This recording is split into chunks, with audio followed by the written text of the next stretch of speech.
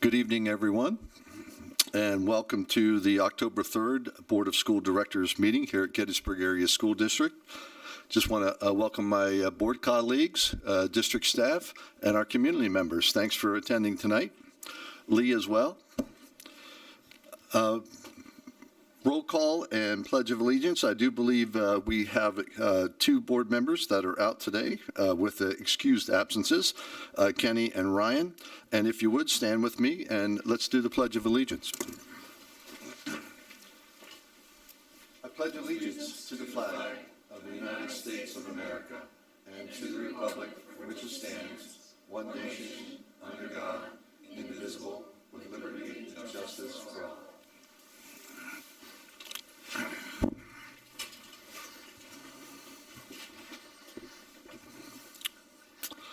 Dr. Perrin, do we have any notices or communications? No, sir. Thank you. Citizens participation. We have one community member that's asked to address the board this evening, Sandra Hartzell. Good evening, Sandra. If you would come to the podium, we'd appreciate that. Thank you.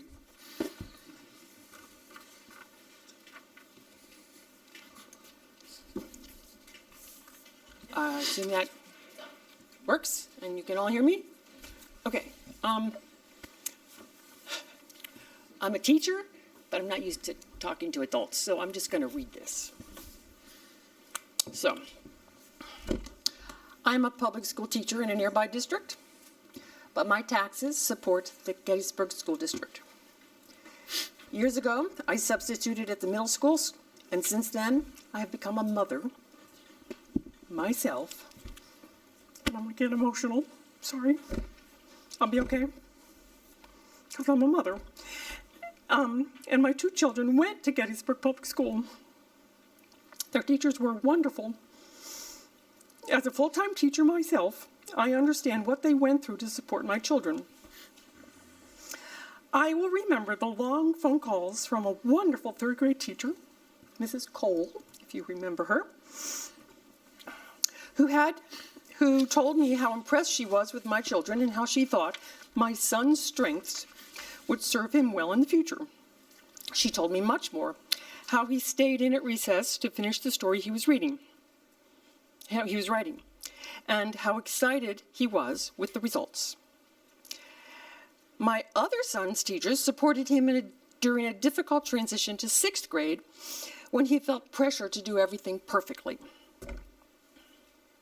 I also know what I would have done to support my own students, spending my own money to purchase materials because my students' needs were not being met by the materials available in the school. Spending hours preparing hands-on material to better match a student's particular learning style. Spending hours at home in the evening writing required reports. Connecting students with particular interests with professionals who could further inspire and excite their learning. I know that my colleagues at my own school do the same. I could go on, but summarizing 15 years of supporting students as their teacher would require a book. So considering that many school districts in Pennsylvania are struggling to even open their doors because of a lack of teachers, Gettysburg is lucky to have committed, wonderful teachers. They should be treated with respect by their community. Theirs is a workplace environment that should be supportive and supported. All the teachers I know and all of my colleagues are doing extraordinary work, and I would trust any of them to teach my own children. But today, many of my colleagues are considering quitting because of the expectations administrators, politicians, and parents that have little to do with caring for and teaching children. Teachers' mental and physical health is no more, quote, frivolous than is our children's mental and physical health. Signed, Sandy Hartzell. I'm a teacher, I'm a mother, and I'm a taxpayer. Thank you. Sandra, thank you. Routine approvals. I'd like to take items 5.1, the Board of School Directors meeting the routine approvals. We will look at the board meeting minutes from September 6th, 5.2. 5.3, the regular board meeting minutes from September 19th. 5.4, the approval of the Jacoby transportation drivers. And finally, 5.5, our human resource recommendations. Would any board member like to take anything out, pull it out separately? So moved. To approve it, Oh, not to pull anything out. Thank you, Amy Beth. All right. Do we have a second? Discussion. Jeremy? Yes. Michael? Yes. Amy Beth? Yes? Timon? Yes. Tim? Yes. Michelle? Yes. And I vote yes. Items for board action. We do not have any items this evening for board action, so we will move right into enumerated item number 7 under informational items. And for that, I will turn over to Dr. Perrin. I will have Belinda share. This is basically a requirement prior to January for school districts. So Lee and Stockton Leader have put this together for our board. So if you just want to give an overview of, Belinda, do you want to give an overview of what it is specifically? Sure. This resolution is to address property owners who may have not received their real estate tax bill in the sale or transfer of the property. Historically, the tax collection law indicates that the taxpayer is responsible for receiving their own tax bills. However, there was always some concern, and through Governor Wolf, he has passed this law that is imposed. We were required to adopt a resolution to set some parameters in place to address those taxpayers who may have imposed penalties in the transition of the property sale. So it's like when you move and you have a forwarding address and then everything gets moved to your new address as well as that tax bill. And so the new resident doesn't receive the tax bill because it's forwarded on and so the new resident, so they've been penalized for that. And now it's a law that says, in case you don't receive that tax bill because the previous owner's mail is all being forwarded, that they're allowed to have this forgiveness in that sense. Correct, and the resolution is only to address those taxpayers. It's not overall to address those who are late in penalties and so forth. So it's only in this particular situation that it's arising. This resolution would become effective for the July 1, 2023 tax bills that go out, and by that time we will have necessary protocols in place for the waivers and so forth for taxpayers to sign as necessary. Thank you, Belinda. Lee, any questions for Belinda or Lee regarding Act 57? Right, it could be moved to action at the next meeting unless somebody wanted to make it action and take public comment on it.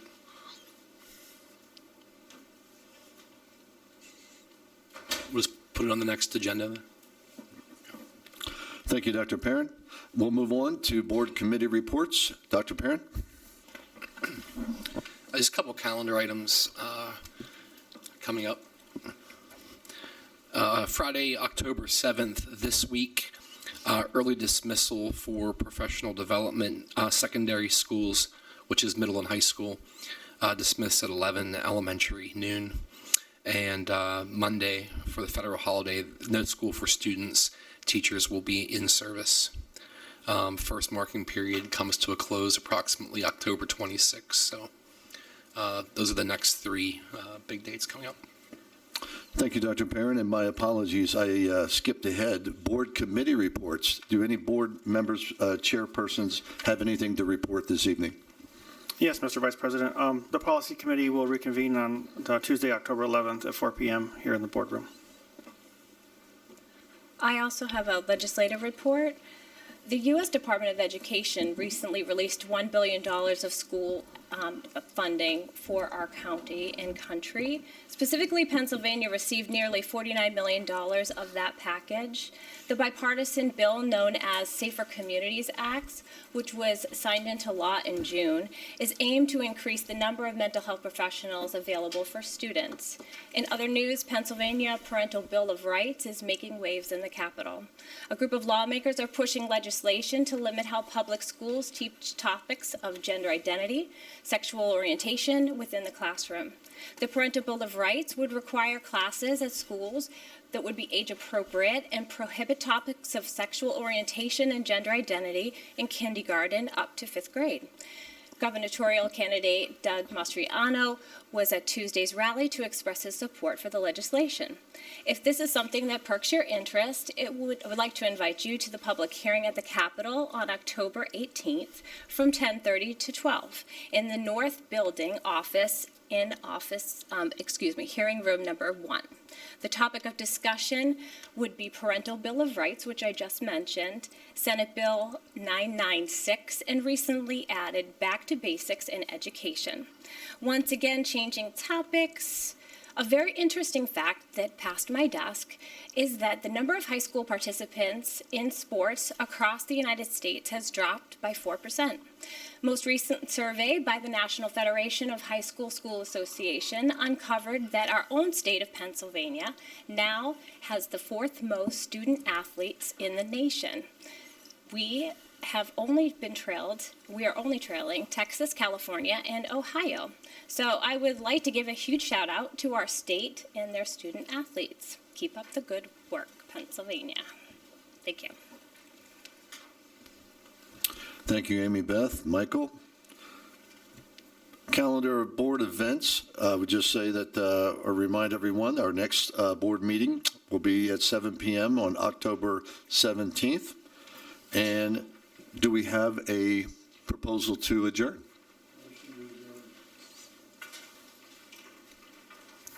Second? Second. We are adjourned.